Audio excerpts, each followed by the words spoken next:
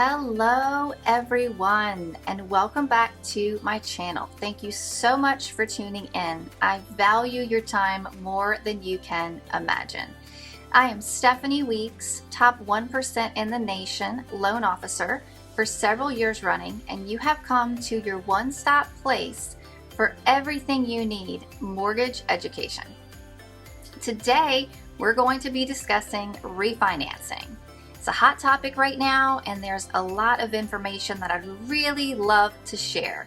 So if you are here to find out more about refinancing, thank you. You've come to the right place. Be sure to leave me a comment in the links below, or actually just in the comment section below, to let me know what you think about this video. And don't forget to subscribe, share the video with your friends, take a screenshot if you like, tell them they got to check out the video, and hit the bell to be notified every time I upload new videos. So here's your information for today. You are getting refinance quotes. How do you know what the heck you're getting, and how do you know that it is accurate? Oh my gosh, accuracy, right? Have you ever gone to refinance and the numbers were nothing like you expected? Nothing like you were quoted? Did you go to refinance and not have any idea why the numbers changed?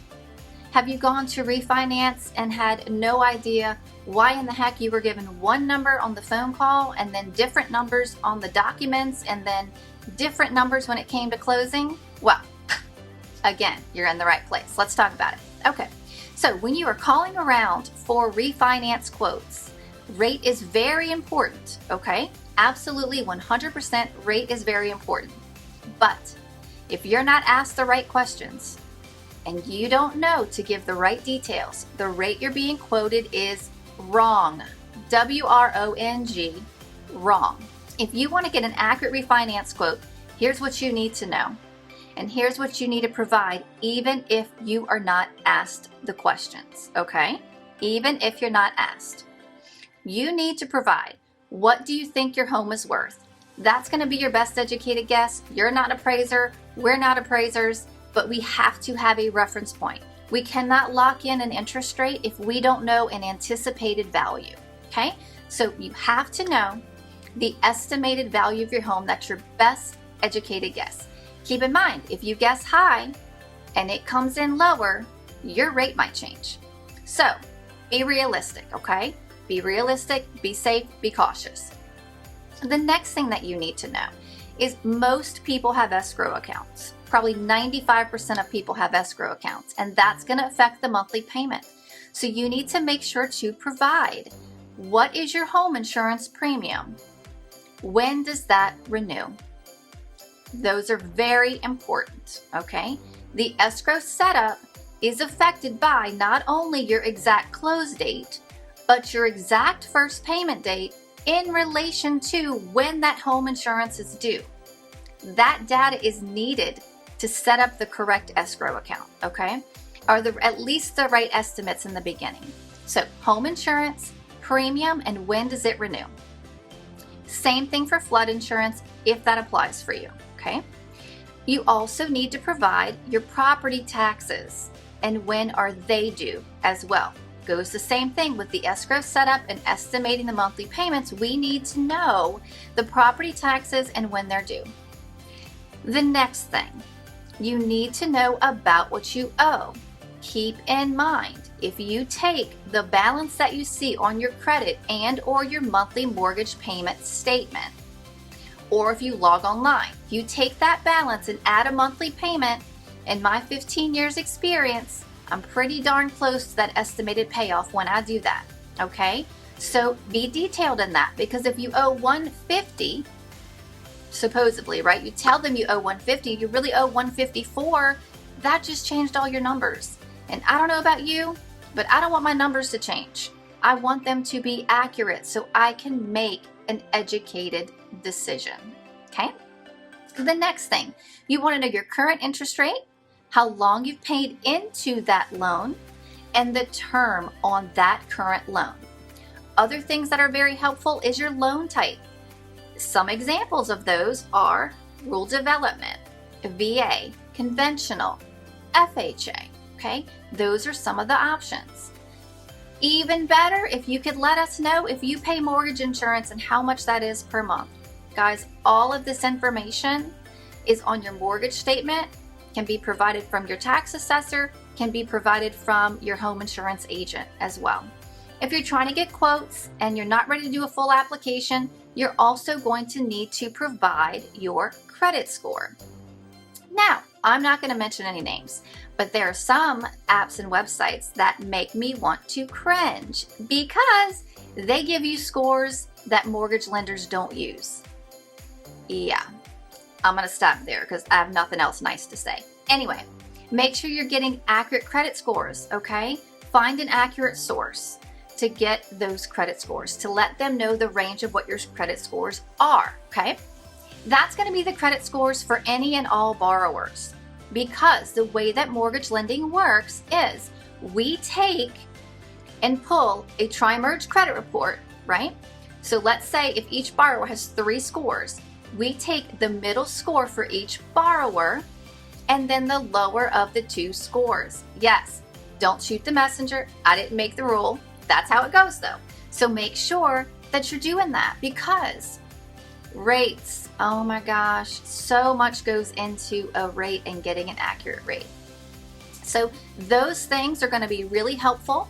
I've got a checklist I've created, of course, so I'll put that in the link below. That will hopefully help you to know what to get and provide so you can get some accurate quotes to get the best deal you can for yourself and your family. If you're liking this video, please leave me a comment. I'd love to hear feedback. Don't forget, I'm going to ask you again, please like, subscribe, and share. We need to get this education out there, okay? I'm going to leave you with this very important final piece of information for this video, although I'll have many more to come on Tuesdays and Saturdays, so make sure you hit that bell to be notified. I'm going to go side note for a second. Let me tell you why I do so many things the way that I do in this business, okay? Before I got into mortgage lending, I actually bought my first house at 18 years old. At 18 years old, I already had 3 jobs, I owned a business, and I bought a house, okay? I bought and sold several properties before I ever got into mortgage lending. And I have some horror stories, and freaking aggravating horror stories, right? But here's the benefit. And as always, everything happens for a reason and always turns out for the best. Every one of those shit horror stories, for lack of a better way to say it, has made me a better loan officer to help people avoid those same situations. And through this site, through this channel, and everything I'm trying to do with my Mortgage Peace mission, even if you're not my client, because I'm not in all the states, I still want you, your family, and your friends to have all the information. Okay, so small tangent. I'll fill in you with more stories in future videos, but interest rates. If you call around and you say, what is your 30-year interest rate?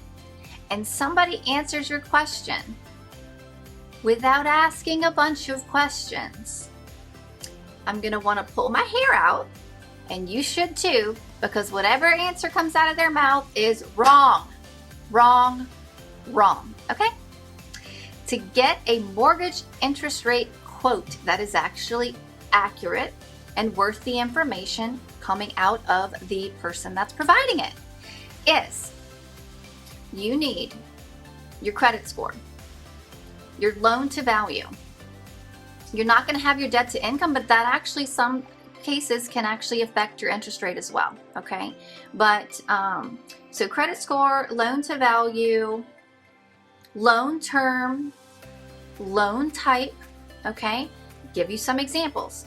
If you have a 740 credit score, you're going conventional, you have 20% equity, you're doing a 30-year loan, your neighbor has a 730 credit score, and the exact same rest of the situation, you're getting different rates.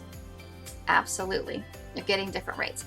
Because when you go online and you type in what's a current mortgage rate, let me tell you most of the assumptions. And guess what? I think about 5% of people fit in those assumptions. And I know what I'm looking for.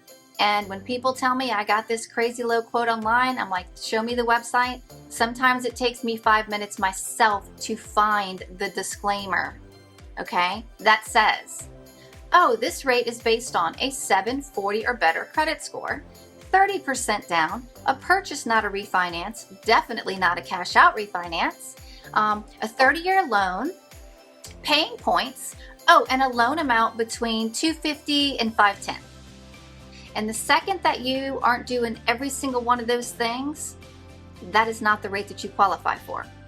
Because what goes into interest rates are debt to income, the least, but most importantly, credit score, loan term, loan type, loan to value.